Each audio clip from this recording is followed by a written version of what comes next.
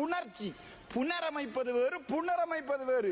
அமைச்சர் பாதைகளையும் பாலங்களையும் புனரமைக்க போகின்ற போது நான் பயந்து விட்டேன். அங்கே கூட சித்து விளையாட்டுகளை ஆரம்பிக்கிறார்கள் என்று நான் இதை ஒரு ஜட்டியா என்பதை விட ஜட்டியை தூக்கி இன்றைக்கு தலையில போட்டுக்கொண்டு அது நாறுதுன்னு சத்தம் போட்டு கொண்டு போறான். எல்லா இடமும் பார்த்து வடக்கு மாகாணத்தினுடைய தமிழ் மக்களுடைய இதயம், அதை எங்களுடைய தேசிய தலைவர் உருவாக்கிய ஒரு கட்சி ஒன்றை காசு, கசிப்பு, சாராயம் கொச்சப்படுத்துகின்ற அந்த கொச்சப்படுத்தலின் காரணமாக இம்முறை தேர்தலில் ஒரு பிரதேசம் ஒரு உறுப்பினரை கூட பெற்றுக்கொள்ள முடியாத வக்கில்லாமல் இருக்கின்ற இந்த நபர் இன்றைக்கு சொல்லுகின்றார் இவர் என்ன பெரிய கூத்தாடி மாத்திரமல்ல, இவன் பெரிய ஒரு கூத்தாடி.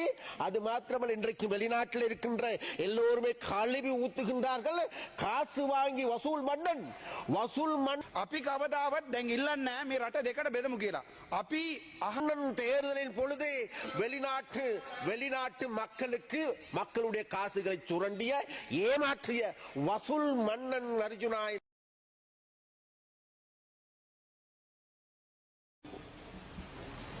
ராமநாதன் அர்ஜுனா மந்திரிතුමා ඔබතුමාට විනාඩි 8ක කාලයක් ලැබෙනවා. அனைவருக்கும் வணக்கம். வளமையாகவே நான் இந்த பாராளுமன்றத்திலே எழும்பி கதைக்கும் போது மிகவும் கோபமாக கதைக்கிறேன்னா, நான் இன்றைய தினம் என்னை கோப வைக்க முடியாமல் எங்களுடைய அமைச்சர் சில வார்த்தைகளை சொல்லிவிட்டார். அவற்றை சொல்லிக்கொண்டு நான் வருகிறேன். அமைச்சர் பாதைகளை புனரமைக்க போகிறார்கள். அமைச்சர் பாலத்தை நான் பயந்து விட்டேன் என்றால், ஒரு புணர்ச்சி என்பது ஒரு ஆணும் பெண்ணும் செய்வதுதான் புணர்ச்சி. புனரமைப்பது வேறு, புனரமைப்பது வேறு. அமைச்சர் பாதைகளையும் பாலங்களையும் புனரமைக்க போகின்ற போது நான் பயந்து விட்டேன். அங்கே கூட சித்து விளையாட்டுகளை ஆரம்பிக்கிறார்கள் என்று நான் இதை ஒரு இந்த நேரத்திலே இதை கதைக்க முடியாது. ஆனால் நான் விடயத்துக்கு வருகிறேன். நேரம் என்னென்றால், வடக்கு மாகாணத்தில் இவர் சொன்னார், இந்த தமிழரசு கட்சி என்பது வடக்கு மாகாணத்தினுடைய தமிழ் மக்களுடைய இதயம், அதை எங்களுடைய தேசிய தலைவர் உருவாக்கிய ஒரு கட்சி ஒன்றை காசு, கசிப்பு, சாராயங்களுக்காக வாக்கிடுகிறார்கள் என்று எங்களுடைய அமைச்சர் சொன்னது என்ன மாதிரி இருக்கிறது என்றால், எங்களுடைய தமிழ் மக்கள் தேசிய உணர்வு இல்லாதவர்கள், எங்களுடைய தமிழ் மக்கள் எங்களுடைய தேசிய தலைவரின் பின்னால் பயணிக்காதவர்கள், எங்களுடைய தமிழ் மக்கள் சாராயத்துக்காக வாக்கிடுவார்கள் என்ற ஒரு தமிழ் இனத்தை கொச்சைப்படுத்துகின்ற அமைச்சர் பேக்கை தூக்கி கொண்டு இப்ப வெளியிடுகிறார். பைகளை தூக்கி கொண்டு வெளிக்கிடுங்கள். ஆனால் ஒன்றை சொல்ல விரும்புகிறேன். யாழ்ப்பாணத்தில் இருக்கின்ற ஒரு தமிழன் ஒருபோதும் ஒரு ரூபாய் காசுக்காக வாக்கு போட மாட்டான். உங்களுக்கு வேண்டுமென்றால் இது அரசியலாக இருக்கலாம். ஆனால் நான் யாருடைய பெயரை மென்ஷன் பண்ண டைம் வேஸ்ட் ஆக வேணாம்னு சொல்லுங்க உங்களுக்கு கௌரவ அமைச்சர்கிட்ட. ஆனால் யாழ்ப்பாண தமிழன் ஒரு ரூபாய்க்கு வாக்கு போடாதவன். தேசிய தலைவர் ஒரு காலத்திலே நீங்கள் முழுவதும் இந்த தேர்தலை புறக்கணியுங்கள் என்று சொன்னபோது அவர்கள் திட்ட தெளிவாக புறக்கணித்தார்கள். தேசியத்திலே வாழ்ந்த நாங்கள் தமிழ் மக்களை காசுக்கு கசிப்புக்கு வாக்கு போடுவார்கள் என்று இவர்களுடைய வடக்கு மக்களை சொல்வார்களா இருந்தால் அது மிகவும் கவலைக்குரிய விடயம்.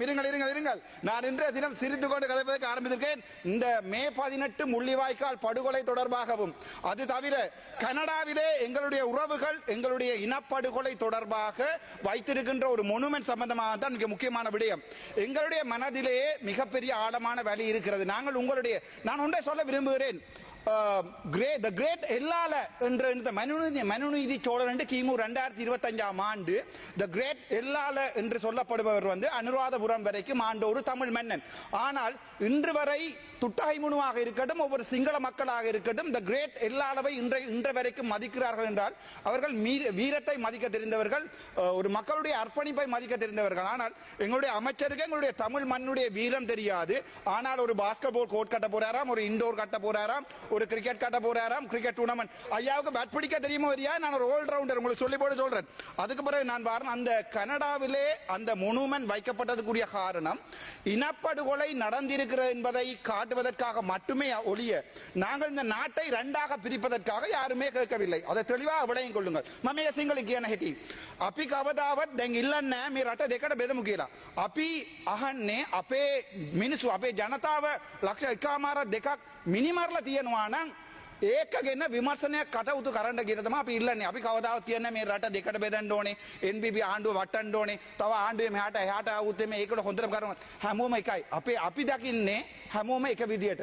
බලන්න මේ ගෞරව ප්‍රෙසිඩිංగ్ මෙම්බර් මම මේ පාර්ලිමේන්තුවේ නැගිට්ටාම මයික් එක ඕෆ් කරනවා. දවස් 77ක් මේ පැත්තේ මගේ ටයිම් එක කැඩුවා. ඊ ආපහු අර පැත්තේ මගේ වැව්වා. අයි එක ඉන්ඩිපෙන්ඩන්ට් MP කෙනෙකුට එච්චර බය වෙන්නේ? මම කතා කරන්නේ වැරදි වචන දැන් මම අද hina වෙලා කතා කරනවා ලස්සනට කතා කරනවා හේතුව මට කවදම එකක් කියන්න කෙටියෙන් කියන මම කතා කරන ආපු එක වෙනස් මේ රටේ අපි දැන් පාර්ලිමේන්තුව දෙනකොට සුපිරි සපයක් තියෙනවා මේක මම දැනගත්තා ලක්ෂ 4ක් පඩියක් නැත්තද ඕවද නැද්ද ඔකට වාහනයක් හම්බලා තියෙනවා එතකොට අපි මේ පාර්ලිමේන්තුව ඇවිල්ලා බලන්නේ තවත් ඉස්සරහට අවුරුදු 5ක් කොහමද බේරගන්නේ කියලා එතකොට අපි එක එක පොලිටික්ස් කරනවා දැන් බලන්න දැන් මෙතුමාම ඇවිල්ලා කිව්වා ප්‍රභාකරන්ට අපි දකුණේ උතුරේ මේ මොනුමන්ට් ස්ටැචු එකක් හදනවා කියලා. අපේ නායක බ්‍රිගේඩියර් බාලරාජ් කියන්නේ ඔයගොල්ලෝ හොඳටම දන්නවා. බ්‍රිගේඩියර් බාලරාජ් කියන්නේ මේ පැත්තට හිටපු සිංහල නායකයා. මේ රණවිරුව ඔක්කොම ගරු කරපු බ්‍රිගේඩියර් බාලරාජ් 2002 සිංගප්පූව අරගෙන ගිහිල්ලා එයාගේ පපුවේ සර්ජරියක් කරලා ආපහු කඩනායකට ගෙනල්ලා මෙහා පැත්තට ඒ තමයි අපි එච්චර රෙස්පෙක්ට් කරනවා සිංහල රණවිරුවන්ට. හේතුව අපේ ග්‍රේට් එල්ලාලට එකපාරම හදලා තියෙනවා. එතන ඔයගොල්ලෝ දන්නවා පෙරහැර යනකොටත් ඒක නවත්තන්න කියලා ඕඩර් එකක් තියෙනවා. එතන තමයි එයා මරුනේ. එතන තමයි අපේ ඒ සිංහල ජනතාව ඒ දෙමළ එක්කෙනෙක්ව ගත්තා මේ රටේ මේ කිං විදියට. හැබැයි මට මේ පාර්ලිමේන්තුව කතා කරන්න පුළුවන් විදියට මේක හදලා තියෙන්නේ. ඒක තමයි මම කියන්නේ මේක මාර සපය තියෙන මම මේක ඉන්නේ 225 පොලිටිෂියන්ස්. ඒ වුණාට මම පොලිටිෂියන් නෙවෙයි මම ප්‍රොෆෙෂනල්.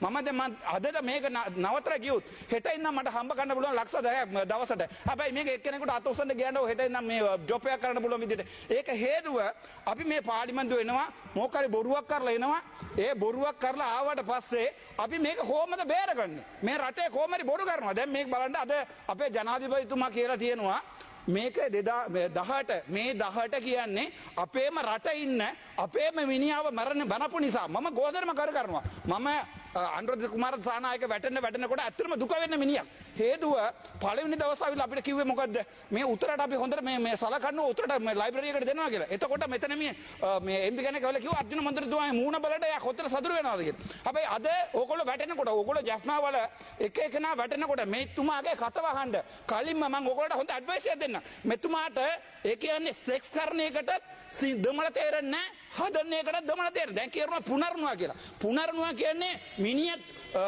ඒකෙන් ලින්ක් ඔබතුමාගේ කාලේ තව විනාඩි 2යි ගරු මන්ත්‍රීතුමනි. thank you. එතකොට මෙයාගේ කටයි අර මේ ඉන්නේ තව මීලංගුපුරන් කියලා MP කෙනෙක්. ඒ දෙන්න අය කට වාගන්න එතකොට ලස්සනට ඔකට කරන්න මම මේක දෙමළෙන් කියන්න. මෙයාගේ නම කිව්වේ නැහැ.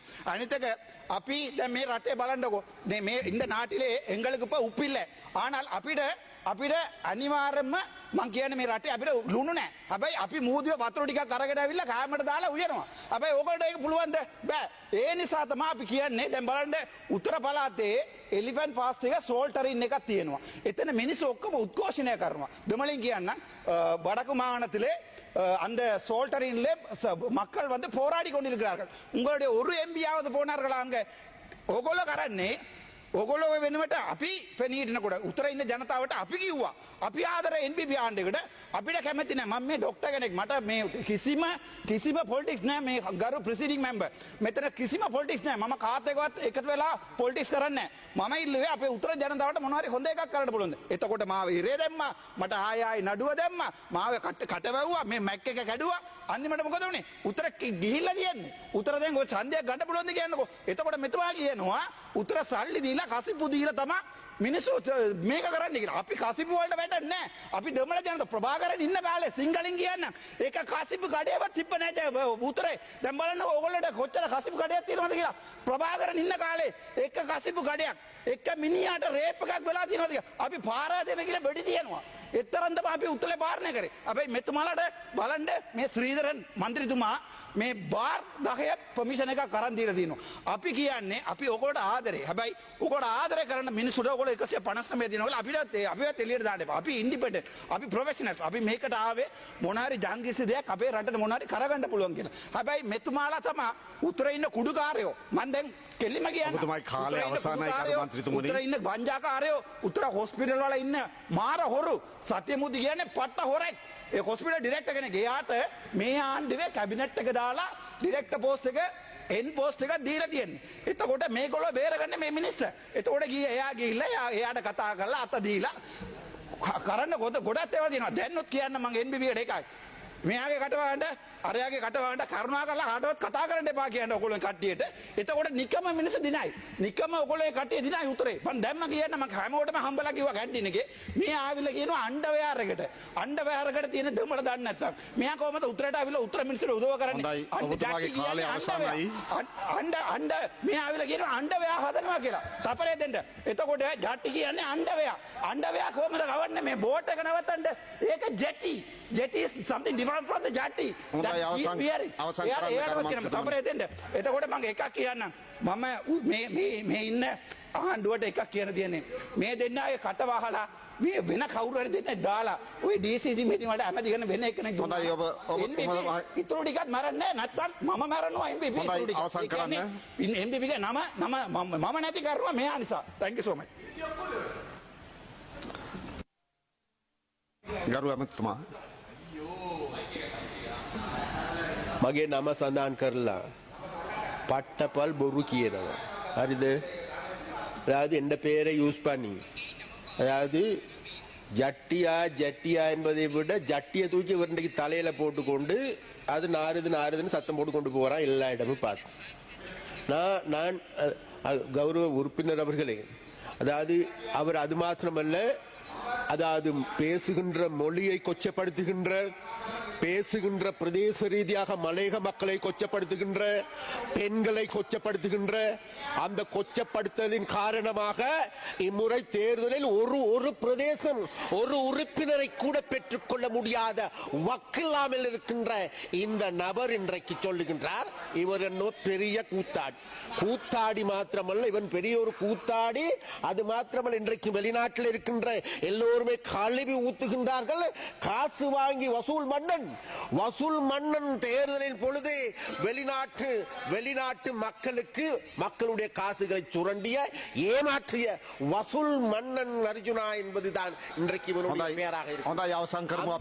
மன்னன் எங்களை இவ்வாறான செயல்பாடுகள். அதனால் හොඳයි ගරු නිමල් පලිහේන මන්ත්‍රීතුමා ඔබතුමාට විනාඩි 11ක කාලයක් ලැබෙනවා. නෑ අපි මේ විවාදය කටයුතු කරගමු අර්ජුනා මන්ත්‍රීතුමා. හොඳයි ඔබතුමාට තත්පර කීපයක් දෙන්නම්. හොඳයි. අපේ දෙමළ මිනිස්සු දෙමළ ඩයස්පෝරා. එතකොට මට සල්ලි දුන්නා කෝටි ගණන්. මම දැන් කියන්න. මගේ ඉලෙක්ෂන් එකට සල්ලි දුන්නා. මම මිනිස්සුගේ වෙනකොට වැඩ කරන්නේ. මම ජොබ් එකක් අතාරලා ડોක්ටර් කමක් කතා කරලා අතාරිලා ඊට පස්සේ හොස්පිටල් ඩිරෙක්ටර් පෝස්ට් එකක් අතාරලා මෙතනට ආවේ පොලිටික්ස් කරන්න නෙවෙයි. Thank you. හොඳයි බොහොම